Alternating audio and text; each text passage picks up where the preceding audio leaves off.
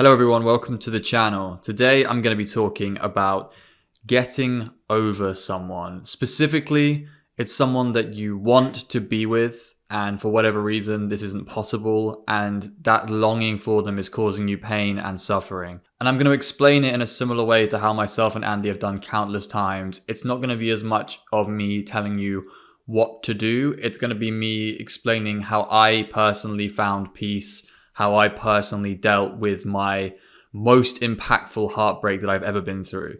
I think that is the best way that Andy and I like to teach. It's a case of, this is what I did, this is what I've seen other guys that we've coached do, and we think these principles are best, but we're going to explain it from a position of, listen to my story, listen to the things that helped me, and maybe you can consider trying those things.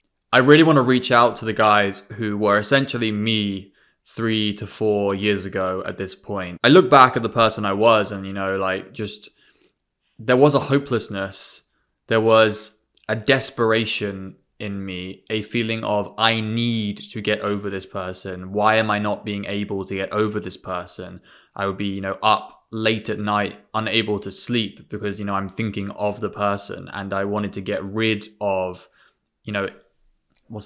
exercise the demons that were coming for me when I was trying to sleep, that were telling me, that's what heartbreak is at the end of the day, isn't it? It's like the pain of not having someone, and always thinking about them and thinking what could have been, the hypotheticals, what you feel like should be happening, like something you maybe feel like you were owed, maybe something you felt like you had hung a lot of your hope and you'd put a lot of your time and energy towards in a person.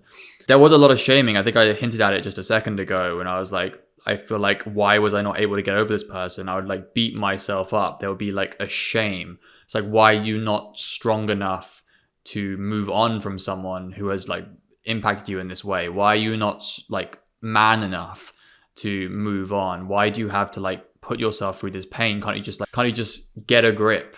Go and do other things, find other people to date, other girls to date.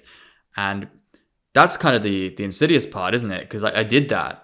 I did all of the advice, all of the practical advice for getting over someone. I did all of the stuff. I went traveling. I've dated a fuck ton of girls after her in the immediate couple of years after her. I did all of that stuff. And she was still a nagging thought in my mind. I actually went balls deep into trying to build a better life. There's stuff about, the best revenge is living life well. And I think a lot of that's aimed at people who get broken up with. It's no, if you don't have a crazy good life, you can win the breakup and all this stuff. And what I did, was get really into self-improvement. I actually met Andy in the aftermath of this heartbreak. I decided that was to go all in on my dating and learn how to actually, date as a man and get the girls that I wanted to more reliably. I went really hard on the numbers with that. And yeah, for a couple of years there, I was basically every weekend talking to Andy, trying to sort things out, get coaching, move forward, move my life forward, self-improve, get into dating, eventually move on to make money, build that incredible life. But she was still there. Andy would be able to tell you, I would always be bringing her up. I'd always be he was oh, you're doing really well. It's yeah, but I'm still thinking about her. It'll be 2 years into our thing and we'll be on a chat call and he'd be man, you've done so well. You slept with all these girls. You've been doing so well socially. And then you're but you still thinking about her? And I'd be yeah, still thinking about her. And this was a lingering problem in our coaching for a while. It was actually a big part of why me and him stopped working together at one point, because I was spiraling into depression and weirdness about her, and I was kept on just badgering him about it. So that was another thing. And I was doing all this self-improvement, and then COVID hit. So I had this nagging thing in the back of my mind of a girl I couldn't get over no matter what I was doing.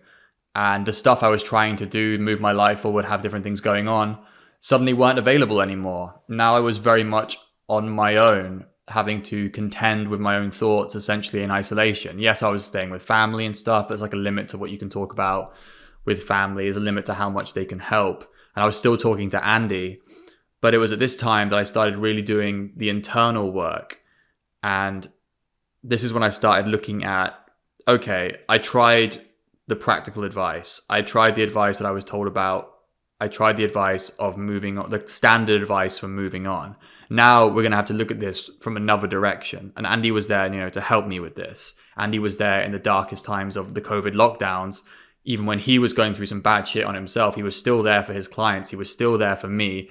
And we had basically come around to recognize at the point, this was my biggest hurdle. Of all the things, this probably defines what Andy helped me with the most, was healing this heartbreak and recognizing that this heartbreak was the biggest journey that we had to go through, in him as a coach, me as the guy he's trying to help.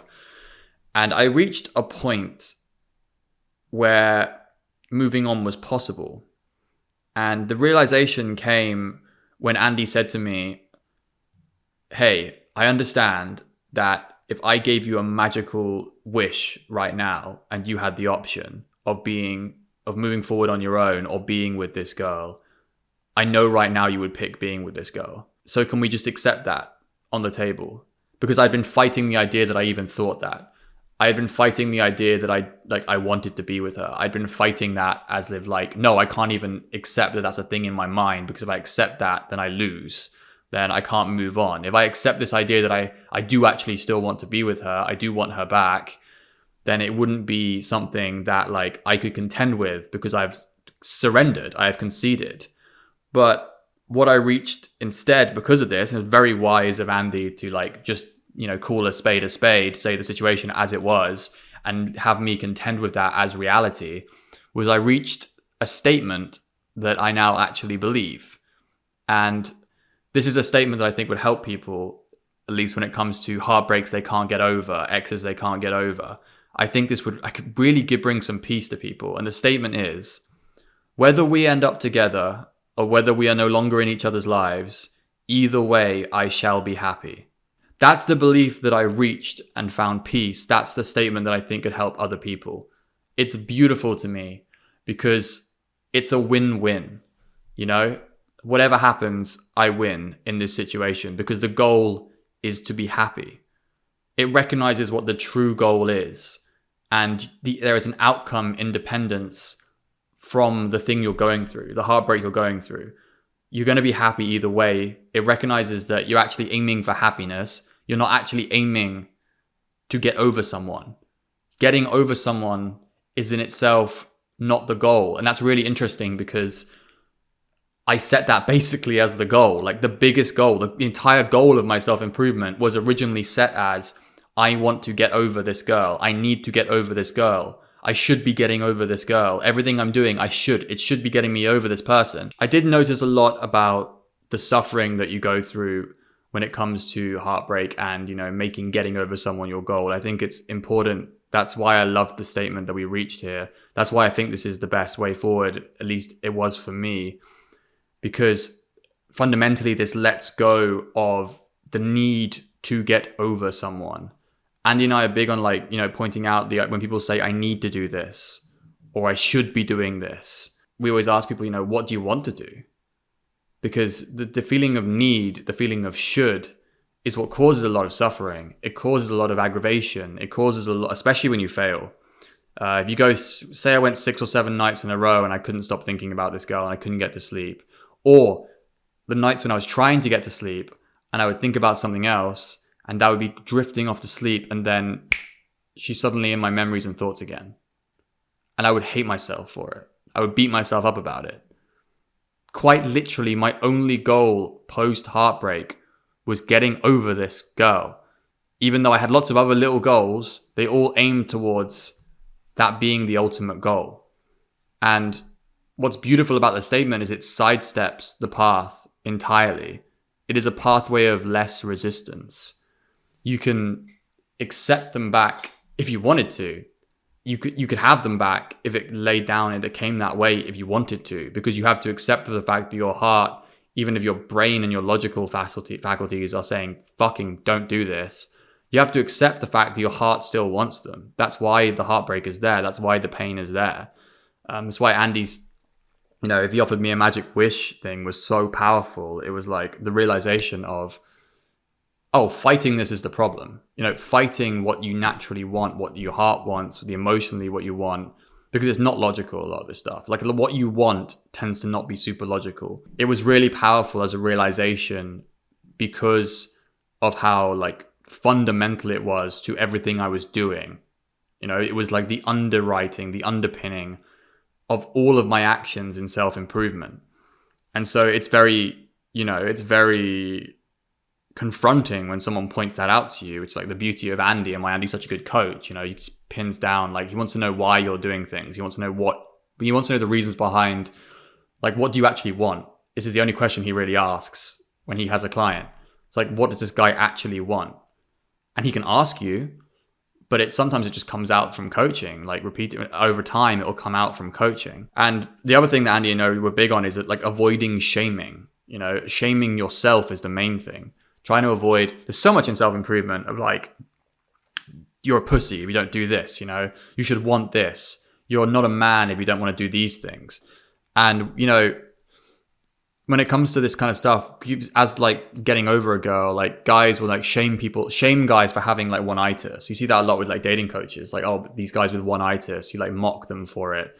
And it's like, it's highly unfair in my opinion and highly unhelpful to be mocking guys. And like, tough love only really goes so far. If someone's in the midst of like, depression, for example, which I would say during COVID there was a bout there where I was in depression, and these things, compound when you have these problems. It's relatively unhelpful. No, I don't think anyone really believes in tough love helping depressed people anymore. I think we've all moved on, but there are still these guys on the internet that say, they're shaming people for one-itis and shaming people for having girls that they're heartbroken over.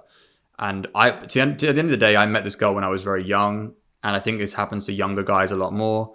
And yeah, you shouldn't, here we go, I'm saying should now, but we try not to shame guys, and we try to help them to notice they're shaming themselves and they're getting in on themselves and they are beating themselves up. And this is one of those areas where like I really beat myself up. Before I reached this point of like peace and clarity, I was like 3 years into this whole affair. 4 if you include the actual like relationship with the girl.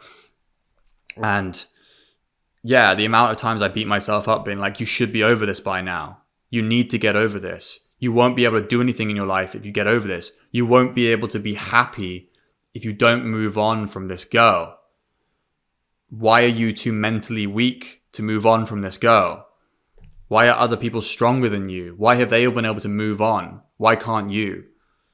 And it wasn't true, was it? Like, the statement is there. Like, I can be happy either way. It wasn't one thing that led to happiness. I can let go of all of this stuff and be happy. She can be off in her own existence and never see me again, and I will find happiness. Or she can come back into my life and we'll be happy. But both pathways can lead to happiness. I don't have to kill the other. I don't have to completely destroy one. I like destroy memories of her, destroy the idea of her in order to move on to the next path. I can just move on to the next path, It's you don't have to be so absolutist with your thinking about this stuff, and it doesn't particularly help because you're fighting your emotions and your emotional tug towards someone, and that's a very strong part of your psyche. I don't want to pretend it's easy to reach this point. I think I gave a timescale there where this was like a 3-year process.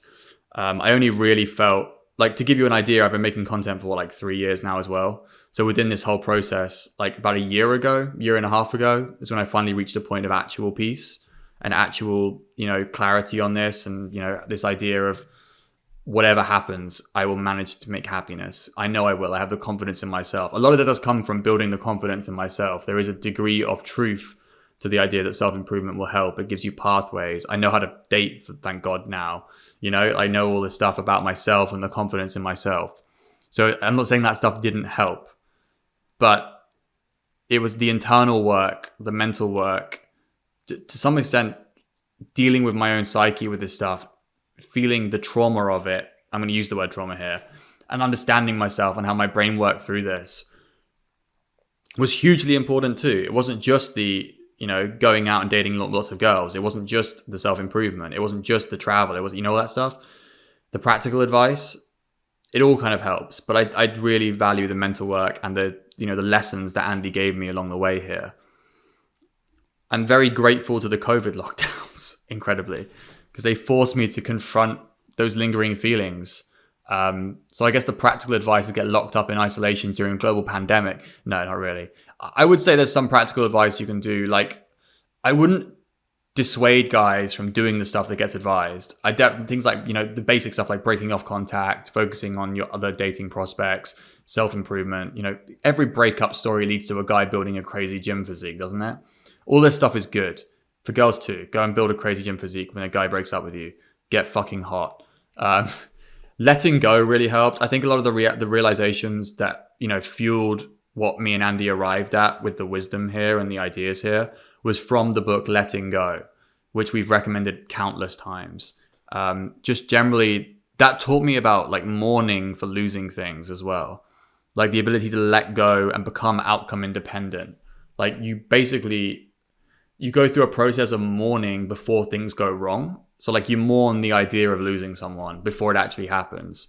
And he also tells you he encourages you not to be scared of your emotions and your feelings and actually lean into them, which is what Andy and I tried to do with this, was like lean into the emotions. Don't fight the resistance. Go with your feelings. Go towards the path of less resistance, and you can sidestep your mental issues. You can sidestep your traumas and your heartbreak and your anxiety. All of this stuff is workable, but a lot of the pain and the anguish is caused by yourself in your own head. And that's not, please don't beat yourself up because you're causing your own beating up. Like, don't beat yourself up because you're beating yourself up. That's like the big thing Andy and I are scared of now, is we tell guys they're beating themselves up and then they'd be like, I'm beating myself up. I'm such a dickhead. We don't want guys to do that either. But I do recommend the book Letting Go. Even though I've just trashed the practical advice for the last 20 minutes, don't ignore that either. But, consider the statement that I reached, consider my story, consider what I've said in this video. And if any of that resonated with someone who's been through a heartbreak, let me know in the comments. I'll speak to you guys again soon. Oh, before I go, coaching links down below. Andy's, as I said, I've spoken about Andy a lot in this video. He does one-on-one coaching calls if you haven't had one before for a low price. Check it out. Description below. We also offer a coaching program for guys who are incredibly serious about changing their lives. Consider that too. Peace out.